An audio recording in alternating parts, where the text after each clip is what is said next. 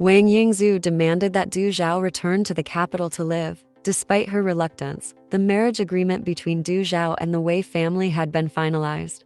To preserve her family's honor, she had no choice but to prepare for the wedding and return to the capital. Years ago, Du Zhao and Wang Yingzhu had clashed, but when they met again, Du Zhao showed no sign of fear.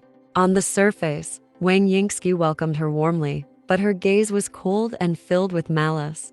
Du Zhao, determined to bring her stepmother down one day, chose to endure and act submissively for the time being. Taking advantage of this, Wang Yingzhu continually made things difficult for Du Zhao. She mocked her for being unsophisticated after living in the countryside and confined her to her room for a month, forcing her to copy books daily. In the face of her stepmother's cruelty, Du Zhao bore it with patience. She moved back into her late mother's courtyard, where a magnolia tree in full bloom seemed to remind her that her mother's spirit was always with her. However, Wang Yingzhu didn't stop there. She attempted to ruin Du Zhao's reputation before her marriage. She planted a bloodstained men's shirt in Du Zhao's room and accused her of impropriety, suggesting she had an illicit relationship with another man. Du Zhao knew it was a trap and refused to admit guilt, even under harsh punishment. The truth was, the shirt belonged to Song Mo years ago. He had been beaten nearly to death by his father. If not for Du Zhao secretly sending people to rescue him from the Duke's residence and nursing him back to health, he wouldn't have survived.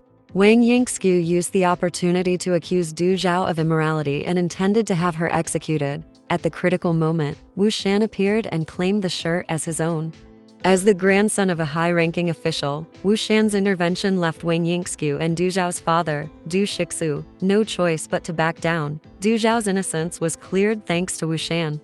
Meanwhile, Song Mo returned home after hearing of his mother's death, only to discover that his father was the one responsible for her demise. Not only that, his father attempted to beat him to death on the spot.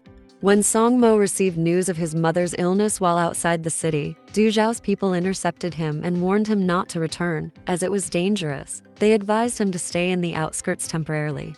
However, determined to see his mother, Song Mo refused to heed the warning. When he reached the residence, he saw white mourning cloths hanging outside, realizing he had arrived too late to bid his mother farewell. Before he could pay his respects, his father, Ying Duke, summoned him. The Duke scolded Song Mo for being unfilial and accused him of having an affair with a maidservant, even claiming she was pregnant. Song Mo couldn't comprehend why his father would falsely accuse him. Before he could defend himself, he was dragged out and beaten with 100 heavy strokes, each meant to be lethal. He was then thrown into the woodshed and left for dead. Fortunately, Du Zhao secretly rescued him, saving his life in the nick of time. When the Duke discovered that Song Mo had been saved, his rage intensified. He had always despised Song Mo's mother, and that hatred extended to Song Mo as well. Despite Song Mo's achievements and reputation as the jade-faced young general, his father saw him as a source of humiliation and resented his success. On the day of his mother's burial, Song Mo mustered his strength to confront his father at the Duke's residence.